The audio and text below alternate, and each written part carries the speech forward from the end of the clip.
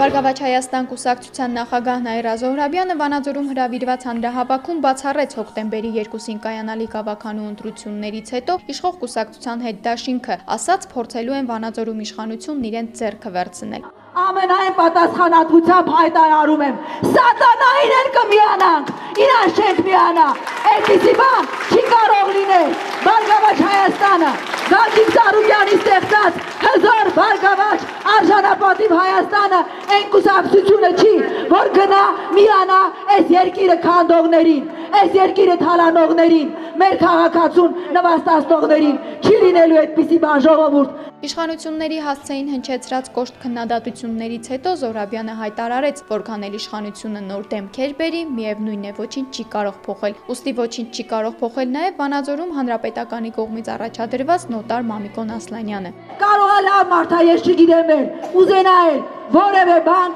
չի կարողանալու փոխել, որտեղ այս իշխանության հանցագործ բանաձևերի շրջանակում է գործելու, չգործեց ռադեն անելու գնալու է։ Ով համարձակություն ունեցավ դուրս գալ սրանց գծած խաղի կանոններից մի վայրկյանում վրանք հրական գործ կհարուցեն, մի վայրկյանում կասեն, որ դու մեր ողմակից չես, որտեղ դու չես առաջնորդվում ողմակի կանոններով ու կշպրտեն օգտագործած լաթի նման կշպրտեն ենքով։ Վանաձորում հանրային հավաք էր անցկացնում նաև Հայ ազգային կոնգրես կուսակցությունը։ Կուսակցության փոխնախագահ Լևոն Զուրաբյանը համոզված է, Հայաստանը երբեք այդքան մոտ չի եղել իշխանափոխությանը, որքան հիմա։ Այն իրավիճակը, որ ստեղծվել է Հայաստանում,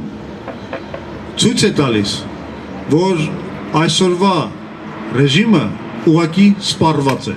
Եվ դրա ամենակարևոր ապացույցը բնականաբար եղավ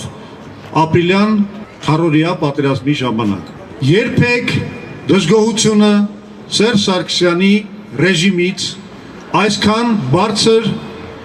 եւ այսքան համատարած չի եղել։ Զուրաբյանի համոզմամբ ապրիլի 2-ը իշխանափոխության օրն է, իսկ Հայ ազգային կոնգրեսը միակ ուժն է, որը կարող է ձեռնոց նետել իշխանություններին։ Մենք դա ապացուցեցինք բազմաթիվ անգամ,